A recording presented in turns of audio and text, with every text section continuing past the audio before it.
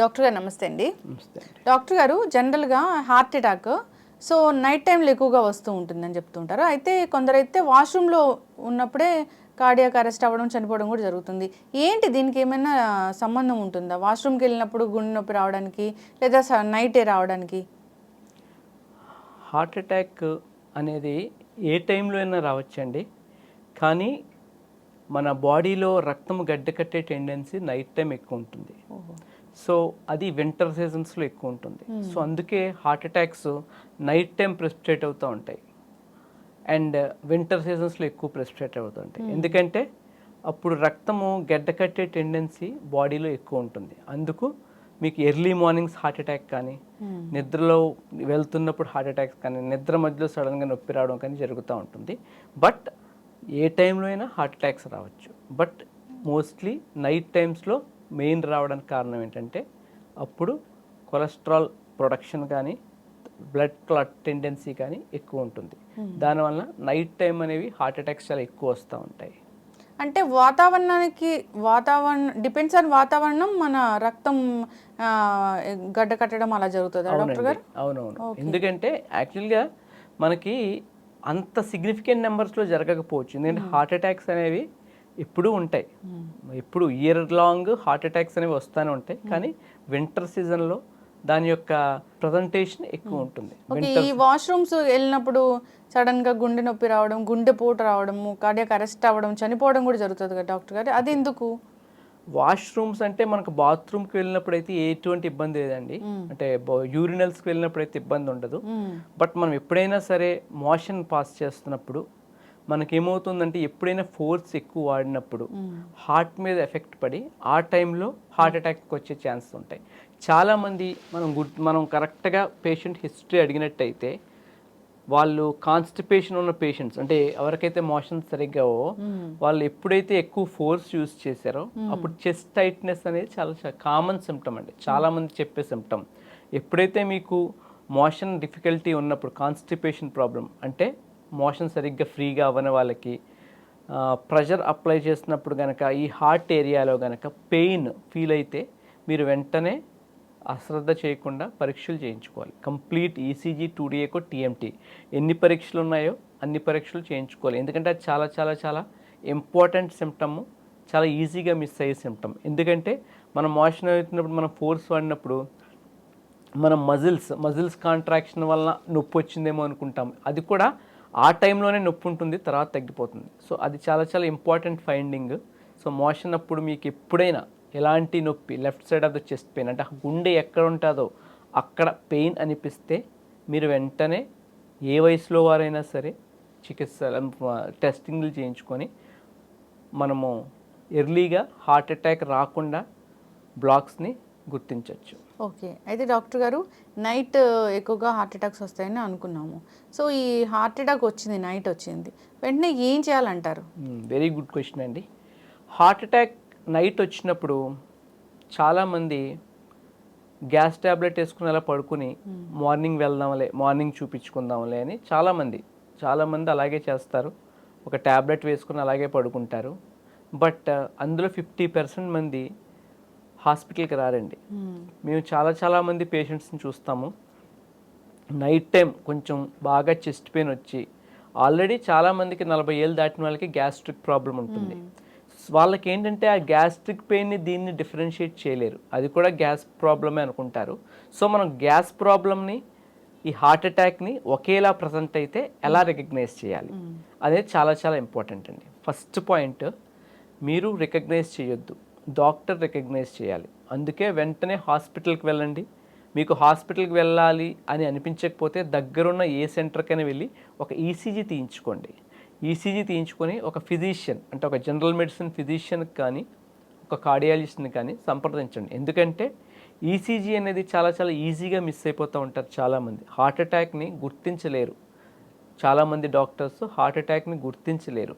అది కూడా చాలామంది నార్మల్ అని చెప్పేసి ఒకరోజు ఉండి ఇంట్లో అయినా తగ్గకపోతే నా దగ్గర వచ్చి ఈసీజీ మేము చూస్తే హార్ట్ అటాక్ అని గుర్తించినవి చాలా చాలా ఉన్నాయి. సో మీరు ఒక ఫిజిషియన్ కానీ, ఒక కార్డియాలజిస్ట్ని కానీ సంప్రదించాలి, ఏ టైంలో అయినా సరే, నైట్ టైంలో అయినా సరే. సో గ్యాస్ట్రైటిస్ని మామూలు దీన్ని మనం ఎలాగా డిఫరెన్షియేట్ చేయాలి అంటే ఫస్ట్ పాయింట్, మనకి గ్యాస్ నొప్పి కన్నా చాలా తీవ్రంగా ఉంటుంది ఈ నొప్పి, లేకపోతే సేమ్ అదే ఇంటెన్సిటీతో అదే తీవ్రతతో కూడా ఉండొచ్చు. దాన్ని మనం ఎలా గుర్తించాలి?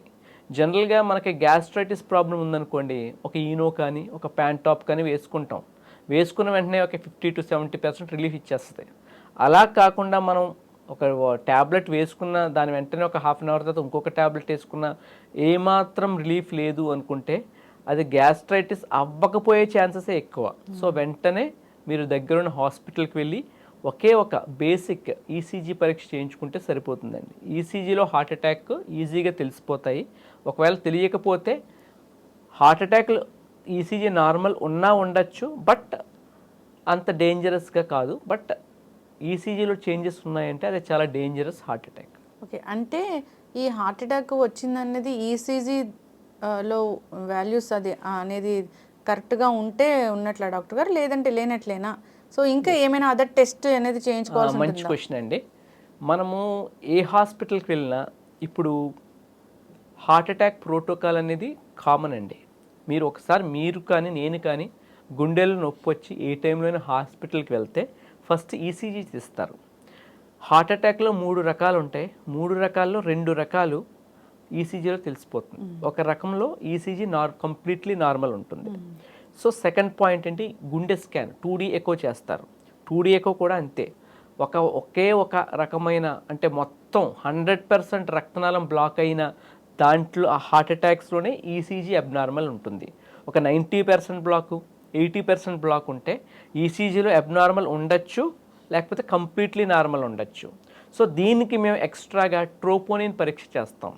ఇప్పుడు హై సెన్సిటివ్ ట్రోపోనిన్స్ అని వచ్చాయి. అవి ఏంటంటే గుండెలో గుండెపోటు కానీ గుండె నొప్పి వచ్చిన 2 గంటల్లోనే మీకు తెలిసిపోతుంది. వెంటనే హై సెన్సిటివ్ ట్రోపోనిన్ పరీక్ష చేయిస్తాము.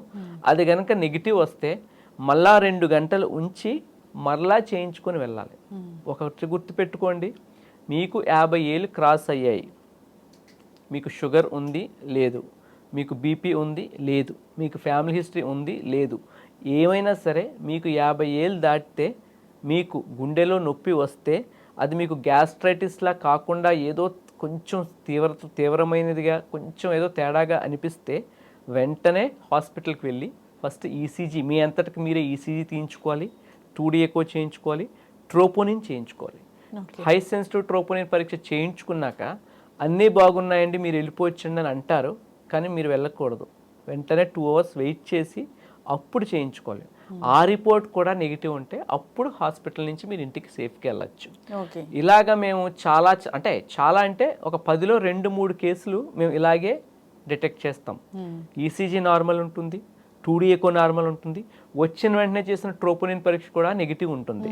సో పేషెంట్ ఏమీ లేదు అంతా బాగుందని చెప్పి చాలా హాస్పిటల్స్ చాలా సెంటర్స్ పంపించేస్తారు. ఎందుకంటే మనం ఆ పేషెంట్స్ ఉంచుకుంటే అది కరెక్ట్ కాదు కనుక. కానీ ఉంచాలి, ఎందుకంటే అట్లీస్ట్ ఒక 2 hours ఎక్స్ట్రా ఉంచాలి. అడ్మిట్ చేయకపోయినా సరే ఒక 2 hours ఎక్స్ట్రా ఉంచి ఆ 2 hours ట్రోపోనిన్ రిపోర్ట్ కూడా ఇది హై సెన్సిటివ్ ట్రోపోనిన్ అయితే మాత్రమే. ఒకవేళ నార్మల్ ట్రోపోనిన్స్ అంటే 6 hours వెయిట్ చేయాలి. 6 hours ఆ రోజు నైట్ మీరు స్టే చేసి 6 hours తర్వాత నెక్స్ట్ డే మార్నింగ్ ఒక ట్రోపోనిన్ చేయించుకొని అది నెగిటివ్ ఉంటేనే ఇంటికి వెళ్ళాలి. ఎంత జాగ్రత్తలు తీసుకుంటేనే హార్ట్ అటాక్ నుంచి మీకు రక్షణ లభిస్తుంది. లేకపోతే heart attack will simply take your life without any alarming thing. ముందు మీకు ఏ సూచన ఇవ్వకుండా జస్ట్ ఎ ఫ్యూ మినిట్స్లో మీ ప్రాణాన్ని హరిస్తుంది. So every step from doctor perspective నుంచి మేము చేయాల్సిందంతా ఈ ప్రోటోకాల్ ఫాలో అవుతాం. పేషెంట్స్ కూడా ఈ ప్రోటోకాల్ మాకు చెయ్యండి అని వాళ్ళలో చైతన్యం వస్తేనే మనం హార్ట్ అటాక్ని పూర్తిగా అరికెట్టగలం. ఎందుకంటే హార్ట్ అటాక్ వచ్చిన ప్రతి పేషెంటు చనిపోవడానికి లేదండి. ఎందుకంటే బాడీ ఇట్ సెల్ఫ్ రక్తం గడ్డకడితే బాడీలోని యాంటీకోయాగులెంట్ ఫ్యాక్టర్సే ఆ రక్తాన్ని బ్రేక్ చేయడానికి ట్రై చేస్తాయి. అది ఫెయిల్ అయిన పక్షంలో మనం ఇచ్చే డ్రగ్స్ మనం ఇచ్చే ఇంజెక్షన్స్ పనిచేస్తాయి. సో హార్ట్ అటాక్లో you should never take a chance. You should always have a nice and good checkup, health checkup. ఈ గ్యాస్ట్రిక్ నొప్పికి ఇంకా లేదా గుండె నొప్పికి ఏదైనా మేజర్గా ఈ డిఫరెన్షియేషన్ ఉందా అంటే ఏం చెప్తారు డాక్టర్ గారు? ఏదైనా ఒక లక్షణం తేడాగా ఉంటుందా అని అంటే ఏం చెప్తారు? ఓకే, గ్యాస్ట్రైటిస్కి హార్ట్ అటాక్ వస్తేను ఏమైనా డిఫరెన్స్ ఉంది అంటే it's very very closely mimics gastritis in few people. కానీ చాలామందిలో ఈ గ్యాస్ట్రైటిస్ హార్ట్ అటాక్ అనేది ఇంచుమించు సమానంగా ఉండేది 10-20% జనాల్లో మాత్రమే. మిగతా 80%లో హార్ట్ అటాక్ అంత ఈజీగా ఉండదు. ఇప్పుడు నాకు గ్యాస్ట్రైటిస్ ఉందనుకోండి, నేను ట్యాబ్లెట్ వేసుకుంటాను, తగ్గకపోతే అక్కడే ఉంటాను, ఇంట్లో ఉంటాను, జస్ట్ ట్రై చేస్తాను కొంచెం స్టేబుల్గా ఉండడానికి. కానీ హార్ట్ అటాక్ ఉన్న పెయిన్ అంత జోక్గాను అంత ఈజీ గోయింగ్గా ఉండదు, చాలా సివియర్గా ఉంటుంది. ఫస్ట్ పాయింట్, దాన్ని బట్టే పేషెంట్కి అర్థమైపోతుంది. ఎందుకంటే పేషెంట్స్ ఎవరైతే మేము హాస్పిటల్కి రాము, ఎప్పటికీ రాము, మేము హాస్పిటల్కి రాననే పేషెంట్స్ కూడా వాళ్ళంతటకి వాళ్ళే వాళ్ళ కొడుకుల్ని కూతుర్ని నాకు ఏదో అయిపోతుంది అర్జెంటుగా హాస్పిటల్కి వెళ్ళాలని తీసుకొచ్చే అంత సివియర్ పెయిన్ హార్ట్ అటాక్ ఉంటుంది. Second point, heart attack pain ఎప్పుడు కూడా ఇక్కడ వస్తుందండి, లెఫ్ట్ సైడెడ్, అంటే గుండె ఎక్కడ ఉంటుందో అక్కడ ఉంటుంది. అండ్ గ్యాస్ట్రిక్ పెయిన్ కూడా అక్కడ ఉండొచ్చు. దాన్ని ఎలా డిఫరెన్షియేట్ చేస్తారంటే, ఎప్పుడైనా గుండె లెఫ్ట్ సైడ్ చెస్ట్ పెయిన్ ఈ చెయ్యికి ఇలా రేడియేట్ అవుతుందండి, ముఖ్యంగా ఇలాగా. సో మనకి ఇక్కడ ఏంది చిటికెన వేలు ఉంది కదా, చిటికెన వేలు వైపు రేడియేట్ అవుతుంది చాలా మందిలో. ఒక 30-40% మీరు అడిగితే, క్లియర్గా హిస్టరీ అడిగితే చెయ్యికి పాకుతుంది అని అట్లీస్ట్ 40% మంది చెప్తారు. And third important thing is severe sweating. కొంతమంది, అంటే అందరికీ రాదు, కొంతమందికి జస్ట్ చిరు చెమటలే రావచ్చు, కొంతమందికి అసలు చెమటలు ఉండకపోవచ్చు, కొంతమంది అయితే మొత్తం షర్టు ప్యాంటు తడిసిపోతుంది. సో అంత సివియర్ స్వెటింగ్ ఉంటుందండి. ఆల్మోస్ట్ దే విల్ బి, అదే స్నానం చేసినంత చెమటలు పడతాయి. Very very important. Chest pain with sweating అంటే ఇంక ఏమీ ఆలోచించక్కర్లేదు, అది నార్మల్ ఫీవర్ అవ్వచ్చు, లేకపోతే సింపుల్ గ్యాస్ట్రైటిస్ అవ్వచ్చు, హార్ట్ అటాక్కి ఎవాల్యుయేట్ చేయాల్సిందే. సో హార్ట్ అటాక్ చెస్ట్ పెయిన్తో స్వెట్టింగ్ ఉంది, ఒక ఆయాసంలా అనిపిస్తుంది, ముఖ్యంగా sweating. Second important sign is ఆయాసం. నాకు కొంచెం ఆయాసంగా అనిపిస్తుంది, that is called air hunger. Air hunger ఉంది అంటే, ఆయాసంగా ఉంది అంటే వెంటనే హార్ట్ అటాక్కి ఎవాల్యుయేట్ చేయించుకోవాలి ఈ 3 పరీక్షల ద్వారా: ECG, 2D echo and high sensitive troponin IRT. Okay doctor గారు, ఎలాంటి లక్షణాలు లేవు, కానీ ఇప్పుడు అందరికీ భయం వేస్తూ ఉంది. కోవిడ్ తర్వాత ఏదో జరుగుతుంది, మాకు హార్ట్ అటాక్ వస్తుందని భయం వేస్తూ ఉంది. అలాంటప్పుడు వాళ్ళు కనుక్కోవాలనుకుంటారు, వస్తుందా రాదా లైఫ్లో అని. సో దానికి ఏమైనా టెస్టులు ఉంటాయా? There are so many battery of investigations to detect heart attacks early అండి. సో మనం ఫస్ట్ చూసుకోవాల్సింది ఫ్యామిలీ హిస్టరీ. మన వాళ్ళకి, మన పేరెంట్స్కి, లేకపోతే మన గ్రాండ్ ఫాదర్స్కి చిన్న వయసులో, అంటే 20 ఇయర్స్లో, 30 ఇయర్స్లో, 40 ఇయర్స్లో హార్ట్ అటాక్ వచ్చాయంటే మీరు ఒక్కసారి 20 ఇయర్స్ క్రాస్ అయిన వెంటనే every year annual health checkup చేయించుకోవాలి, కార్డియాక్ హెల్త్ చెకప్ చేయించుకోవాలి. వాటిలో ఏమి ఉండాలంటే, అందరూ ఈసీజీ, 2D ఎకో చేయించుకొని నాకు బాగుందని, అంతా బాగుందని వెళ్ళిపోతారు. కానీ అది కాదు.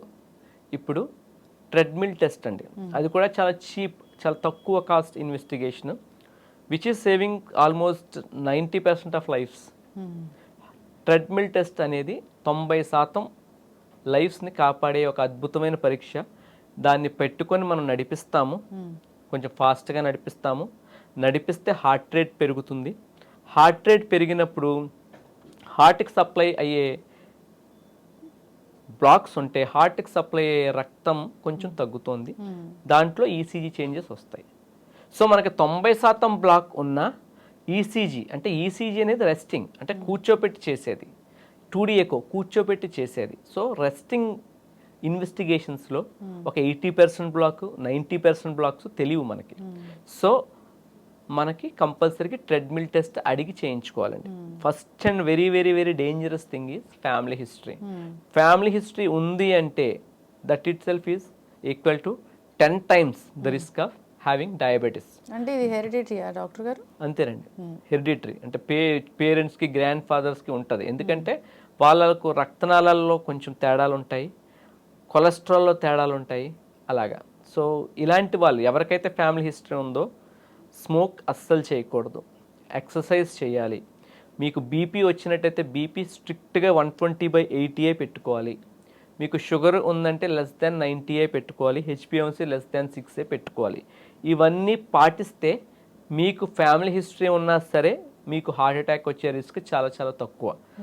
ఒకవేళ మీకు ఫ్యామిలీ హిస్టరీ ఉంటే, నాకు షుగర్ ఉంది నేనేం పట్టించుకోను, నేను స్వీట్స్ తింటాను, నాకు బీపీ ఉంది నేను ట్యాబ్లెట్స్ వేసుకోను, నేను స్మోక్ చేస్తాను, నేను ఆల్కహాల్ తీసుకుంటాను అంటే పేరెంట్స్కి ఏ వయసులో ఏ అవలక్షణాలు లేని పేరెంట్స్కి ఏ వయసులో వచ్చిందో వాళ్ళకన్నా వీళ్ళకి ఒక 10 ఏళ్ళో 5 ఏళ్ళో ముందు ఉంటుంది అదండి.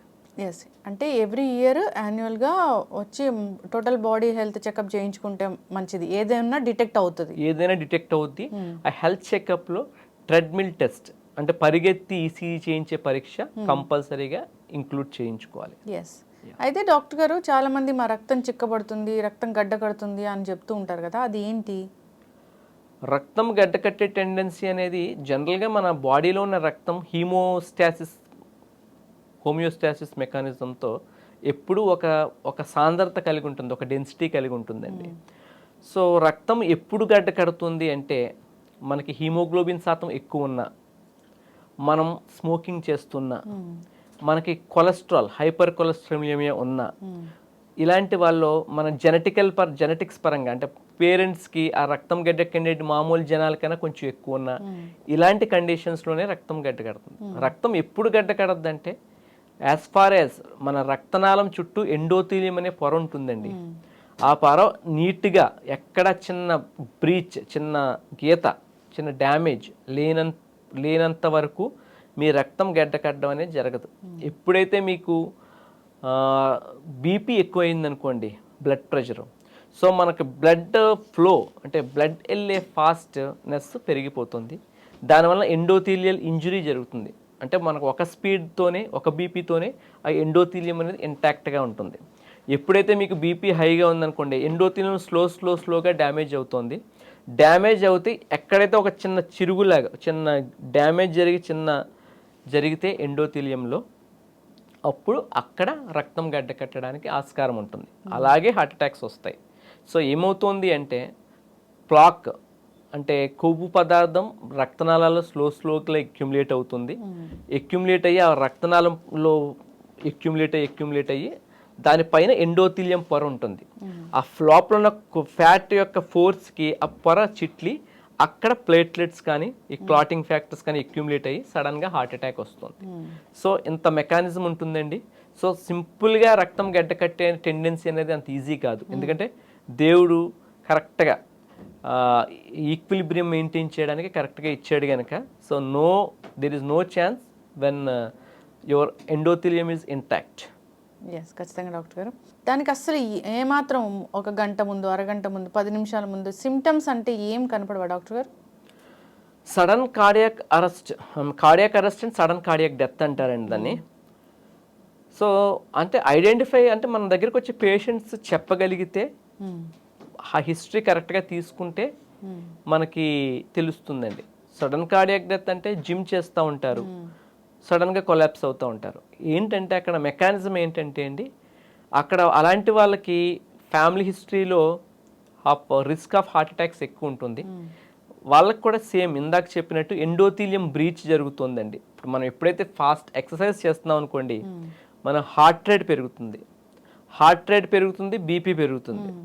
సో ఆ బీపీ పెరిగినప్పుడు మనకు ఆల్రెడీ ఒక లోపల డ్యామేజ్డ్ ఎండోథీలియం ఉందనుకోండి ఆ వ్యక్తులకి, సో అది ఇంకా డ్యామేజ్ జరిగి ఇట్ అట్రాక్ట్స్ ప్లేట్లెట్స్ అంటే రక్తము గడ్డ కట్టే పదార్థాలు అంటే క్లాటింగ్ ఫ్యాక్టర్స్ అంటారు. వాటిని అంటేనే ఆ ఏరియాకి అట్రాక్ట్ చేస్తాయి. అట్రాక్ట్ చేసి సడన్గా మొత్తం రక్తనాళం మూసుకుపోతుంది, హార్ట్ అటాక్ వచ్చేస్తుంది. హార్ట్ అటాక్ వచ్చాక వెంటనే కొంతమందిలో హార్ట్ ఇర్రెగ్యులర్గా కొట్టుకుంటుందండి. దాన్ని వీటాక్ అంటారు, అంటే ventricular tachycardia or ventricular fibrillation అంటారు. దానివల్ల పేషెంట్కి సడన్ కార్డియాక్ డెత్ అవుతుంది. So most common cause of sudden cardiac death and cardiac arrest is a heart attack. Sudden cardiac death and cardiac arrest. Cardiac arrest కి 1.25 లక్ష కారణాలు ఉన్నాయండి. అందులో most important cause is heart attack. Okay, yes, ఖచ్చితంగా doctor గారు. జనరల్గా అందరూ కూడా జాగ్రత్తలు తీసుకోవాలని కోరుకున్నాం, యాన్యువల్ హెల్త్ చెకప్లు చేయించుకోవాలని కోరుకున్నాం. ఎప్పుడైనా కొద్దిగా గ్యాస్ట్రిక్ నొప్పి అనిపించినా, ఏదైనా జనరల్గా చెస్ట్ పెయిన్ అనిపించినా ఒకసారి వెళ్ళి డాక్టర్ దగ్గరికి వెళ్తే అది ఏ నొప్పి అనేది వాళ్ళు డిసైడ్ చేస్తారు. మనం ఇంట్లో కూర్చొని గూగుల్ చేసుకుంటూ అలా హోమ్ రెమెడీస్ పాటిస్తూ మన టైం అంతా వేస్ట్ చేసుకోకుండా ఉండాలి, ప్రాణాలను కాపాడుకోవాలని కోరుకుందాం. చాలామంది కూడా ఇది గ్యాస్ట్రిక్ నొప్పి అని ప్రాణాలు కోల్పోయిన వాళ్ళు మనం చాలా మంది మన రిలేటివ్స్ లోనే ఉంటారు అలాగా. ఎస్, ఖచ్చితంగా డాక్టర్ గారు. సో ఏదైనా ఒక డాక్టర్ ఒక మందు రాస్తే దాని గురించి గూగుల్ హిస్టరీ తీసుకోవడం కూడా చాలా మందిలో కామన్ అయిపోయింది. సైడ్ ఎఫెక్ట్స్ చూసుకోవడము, మందులు వాడకుండా ఉండడము, దానివల్ల కూడా గుండెకి సంబంధించిన ఇష్యూస్ అనేవి మళ్ళీ మళ్ళీ వస్తూ ఉన్నాయి రిపీటెడ్గా.